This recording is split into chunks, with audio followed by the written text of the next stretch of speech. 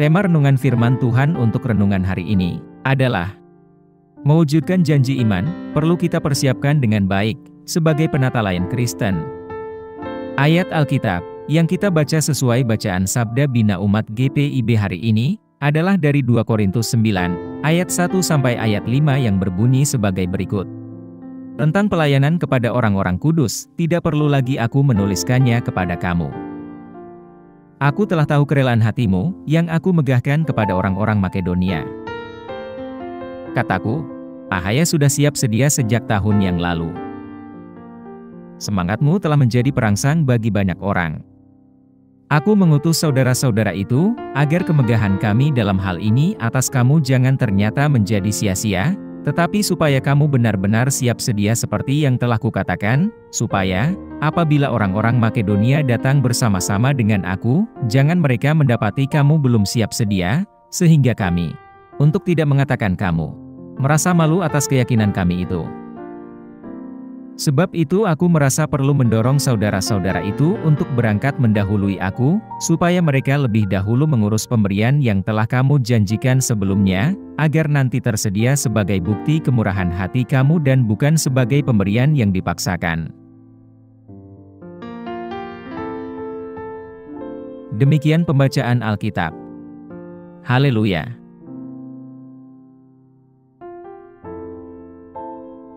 Saudara-saudari buah hati Allah, hari ini, kita akan merenungkan satu bagian dari Alkitab, yaitu dari 2 Korintus 9, ayat 1 sampai ayat 5, yang ditulis untuk membahas berbagai masalah dalam gereja di Korintus, termasuk membela otoritas kerasulannya, dan mendorong kemurahan hati di antara umat beriman.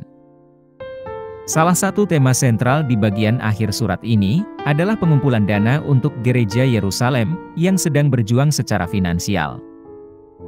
Inisiatif ini bertujuan untuk meningkatkan persatuan dan kesetaraan, dan saling mendukung di antara komunitas Kristen mula-mula. Dalam perikop sebelumnya, Paulus telah membahas pentingnya kemurahan hati, dan menyoroti contoh kemurahan hati dari gereja-gereja Makedonia. Meskipun menghadapi pergumulan hidup dan masalah kemiskinan, secara antusias orang-orang Makedonia telah memberi dengan murah hati, dan dengan rela untuk mendukung kebutuhan keuangan dari gereja di Yerusalem. Paulus menggunakan keteladanan kemurahan hati ini, untuk memotivasi jemaat Korintus, agar menyelesaikan kontribusi, yang bahkan telah mereka janjikan sebelumnya. Rasul menekankan, bahwa kesediaan untuk memberi adalah hal yang membuat suatu pemberian dapat diterima, dan bahwa suatu pemberian harus datang dari keinginan yang tulus dan tanpa rasa terbebani untuk membantu orang lain. Di sini, Paulus beralih dari diskusinya di bab 8, ke dorongan yang lebih rinci di bab 9 yang bagian awalnya, kita baca hari ini. Ia mengakui bahwa ia tidak perlu menulis panjang lebar tentang pentingnya pengumpulan dana ini, karena jemaat Korintus sudah sadar, dan sangat ingin berkontribusi. Ia menyebutkan semangat dan antusiasme mereka, yang telah menginspirasi gereja-gereja lain, khususnya gereja Makedonia. Paulus mengungkapkan niatnya, untuk mengutus beberapa saudara mendahuluinya ke Korintus, untuk memastikan bahwa hadiah yang dijanjikan jemaat Korintus, sudah siap ketika dia tiba. Persiapan ini penting untuk menghindari rasa malu bagi Paulus dan jemaat Korintus, jika pengumpulan dananya belum siap. Penekanan Paulus dalam awal suratnya ini adalah, pentingnya kesiapan, dan tindak lanjut dalam memberi. Dia mengakui antusiasme awal jemaat Korintus dalam memberi bantuan, namun juga memahami perlunya langkah-langkah praktis, untuk memastikan bahwa niat mereka terwujud dengan baik. Dengan mengirimkan saudara-saudara untuk mengawasi persiapan pengumpulan dana itu, Paulus memupuk akuntabilitas, dan memastikan bahwa kemurahan hati jemaat Korintus terwujud sepenuhnya. Ringkasnya, 2 Korintus 9, ayat 1-5 ini, berfungsi sebagai kelanjutan dan penguatan dari seruan Paulus sebelumnya akan kemurahan hati, yang menekankan perlunya kesediaan yang antusias, dan kesiapan praktis dalam tindakan memberi. Pendekatan yang seimbang ini, memastikan bahwa kebutuhan gereja Yerusalem terpenuhi, sekaligus menjaga integritas dan kesatuan komunitas Kristen yang lebih luas. Apa pesan Tuhan untuk kita yang hidup di masa kini? Bacaan firman Tuhan hari ini menyoroti perlunya mengubah apa yang sudah diniatkan sebelumnya dengan baik, menjadi langkah-langkah yang dapat ditindaklanjuti sampai tuntas.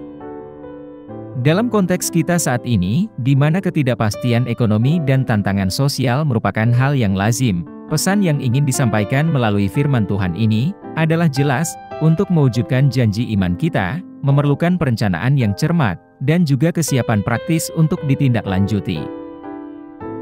Bagi kita saat ini, hal ini berarti bahwa komitmen kita, baik secara finansial, berdasarkan pengorbanan waktu, atau berdasarkan pengorbanan sumber daya, harus didukung oleh persiapan yang matang. Sebagai penata layan Kristen yang sejati, kita dipanggil untuk dapat diandalkan dan efektif dalam upaya kita untuk mendukung kebutuhan orang lain. Keandalan ini memperkuat tingkat kepercayaan dalam komunitas kita dan memastikan bahwa bantuan kita benar-benar menjangkau mereka yang membutuhkan secara tepat waktu dan efisien. Apa yang harus kita terapkan dalam kehidupan kita sehari-hari? Evaluasi dan lakukan penilaian terhadap sumber daya dan kemampuan Anda sebelum membuat komitmen untuk memberi bantuan. Pastikan janji Anda realistis, dan Anda benar-benar mampu memenuhinya. Buatlah rencana terperinci tentang bagaimana Anda akan memenuhi komitmen Anda. Hal ini dapat melibatkan penganggaran, menyisihkan waktu tertentu untuk menjadi sukarelawan, atau mengatur sumber daya terlebih dahulu. Misalnya, jika Anda berjanji untuk mendukung sebuah proyek di gereja lain, atau di komunitas tetangga, uraikan langkah-langkah yang perlu Anda ambil agar kontribusi Anda efektif. Tetapkan sistem akuntabilitas untuk melacak kemajuan program bantuan Anda. Hal ini dapat melibatkan check-in rutin dengan seorang mentor, atau dengan pemimpin komunitas yang Anda bantu, atau dalam kelompok untuk memastikan Anda tetap menjalankan komitmen Anda. Bagikan pengalaman dan rencana Anda dengan orang lain, untuk menginspirasi tindakan bantuan secara kolektif. Persiapan dan dedikasi Anda dapat menjadi contoh yang baik, mendorong orang lain untuk mengikuti jejak Anda, dan berkontribusi pada kesejahteraan masyarakat.